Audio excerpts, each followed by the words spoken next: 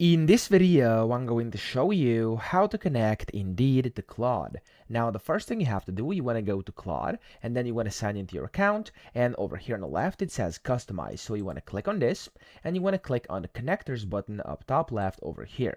Now, in here, you want to hit this plus button, and you want to click on Browse Connectors.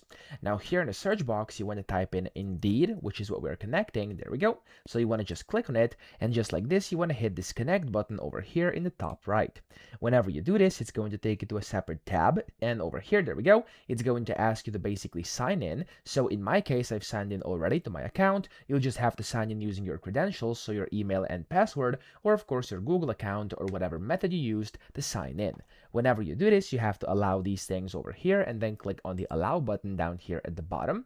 And as you can see up top, it's going to take you back to Claude, and over here it's going to say connected to Indeed. And then over here you can see basically tool permissions, and top right you can click on here and then view details, and in here it's going to show you all the tools you can use, and basically it's going to give you a description of what you can do while you're connected, of course, Indeed to Claude. So that's how to connect it. I hope this video helped you out. If it did, please subscribe to the channel and help me out as well.